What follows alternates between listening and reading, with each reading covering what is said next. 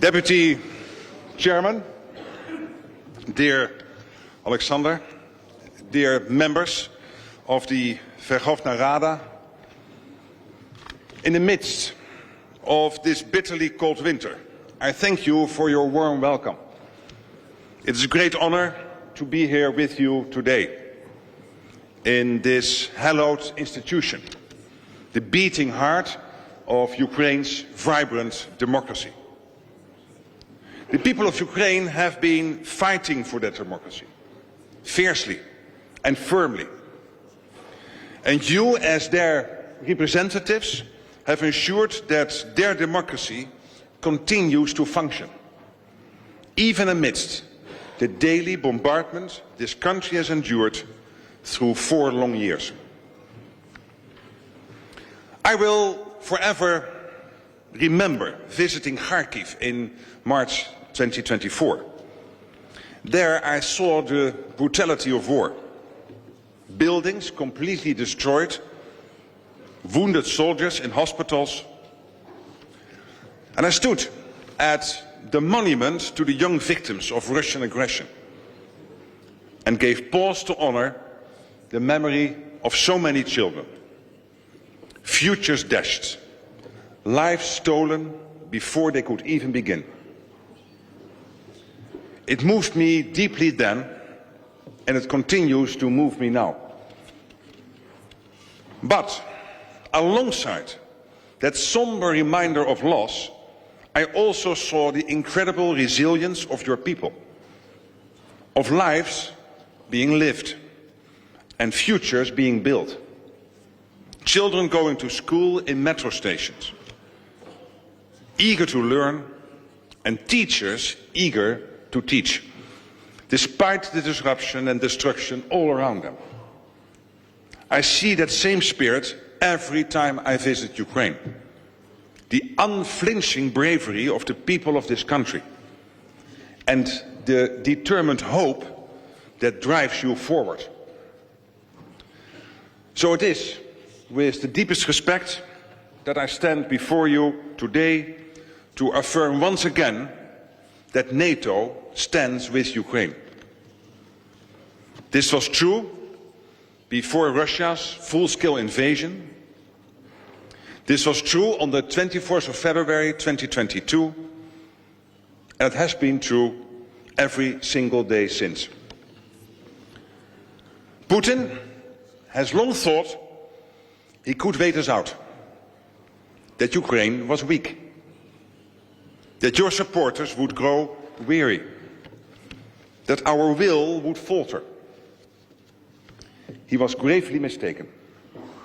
Ukraine is strong and our support is unwavering. I do recognize that a focus on other global events might have caused concern. Concern that our attention might be divided at a moment that you needed our support more acutely than ever. As the temperatures plummeted, attacks on your energy infrastructure intensified, and the talks to bring this terrible war to a lasting end continued. But I want to assure you that our attention has not been diverted. Ukraine is and will remain essential to our security, and our commitment to supporting Ukraine is steadfast. Every day we continue our close dialogue, including in the NATO Ukraine Council. Every day we are assisting, equipping and training the Ukrainian armed forces so that you can defend today and deter any future aggression. And SETU, the NATO command in Germany, is coordinating the delivery of military assistance and training and working with Ukraine to ensure allies know exactly what Ukraine needs so that they can deliver the support. Through the prioritized Ukraine requirement list, or PEARL, billions of dollars worth of critical US military hardware is flowing into Ukraine, paid for by allies and partners. Since we started Pearl last summer, it has supplied around 75% of all missiles for Ukraine's Patriot batteries, and 90% of the missiles used in other air defense systems. I know that more is urgently needed, and we are working to ensure that more comes quickly, through Pearl and through every means possible. I'm urging allies to dig deep in their stockpiles, to offer whatever they can to meet Ukraine's needs, particularly air defense. The good news is that defense production is increasing in allied countries and crucially also here in Ukraine. We are learning from you. You are innovating in ways that are unique and impressive. And as a result, many NATO nations are working to produce in cooperation with you and investing directly in your defense industry. And we all stand to gain from this cooperation. The more capabilities we have, the better we can support you, and the better we can ensure our shared security across NATO. All this support is crucial to help keep your forces strong and your people safe. That is our most urgent priority.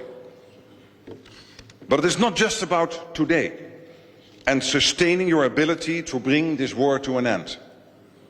It is also about the future and ensuring that any peace lasts, so that your children and grandchildren can grow up in freedom and without fear that Russia will try again to subjugate this great nation. For that, in addition to strong armed forces, Ukraine needs robust security guarantees. The United States, Europe and Canada have affirmed their readiness to provide the assurance that Ukraine needs to be able to forge a peace with Russia. The members of the Coalition of the Willing made encouraging progress on these guarantees when they met last month in Paris. I was at that meeting, and so was President Zelenskyy. Some European allies have announced that they will deploy troops to Ukraine after a deal is reached. Troops on the ground, jets in the air, ships on the Black Sea.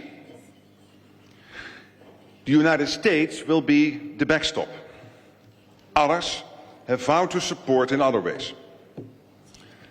The security guarantees are solid. And this is crucial because we know that getting to an agreement to end this terrible war will require difficult choices.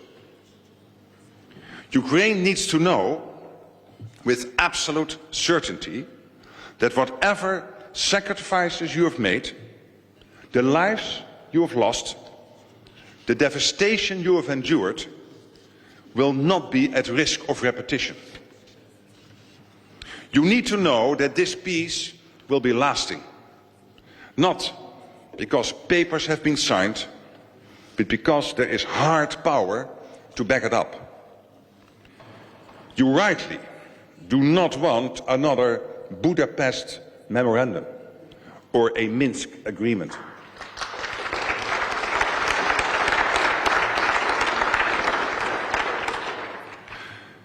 Ukrainian hard power, first and foremost, backed by robust security guarantees of Ukraine's friends and partners. President Trump and his team are determined to stop the bloodshed with the support of America's allies. And it is clear that Ukraine is committed. Direct talks are now underway, and this is important progress.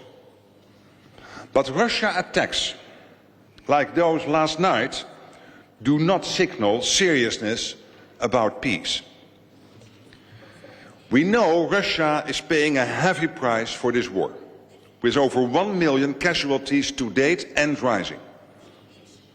Yet, despite Putin's willingness to sacrifice countless of his own people, he is not winning.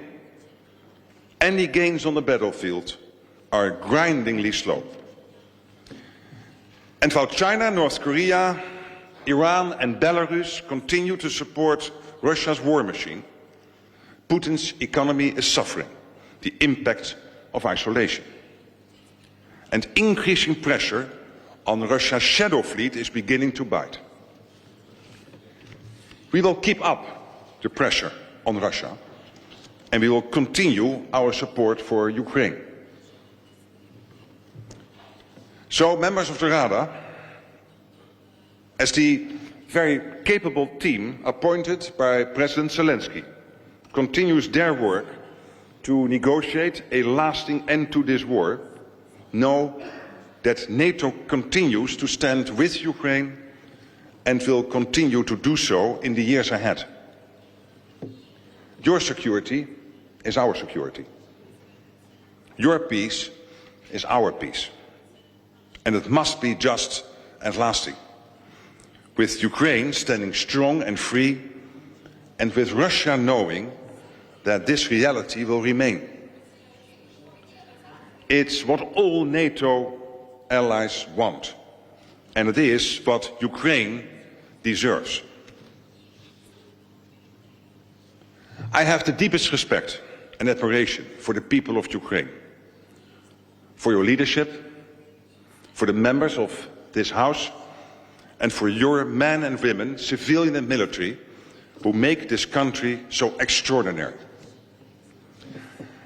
I said when I last visited in August that courage had a name, and the name is Ukraine.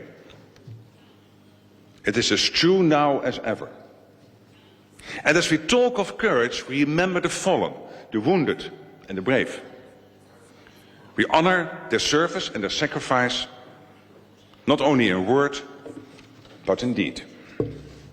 By honoring our promise, made again at the NATO summit in The Hague last summer, to continue our support to you. That's what we are doing, and we will continue. I know that the winter is cold, but the spring will come. Stay strong. I know you will. Slava Ukraini.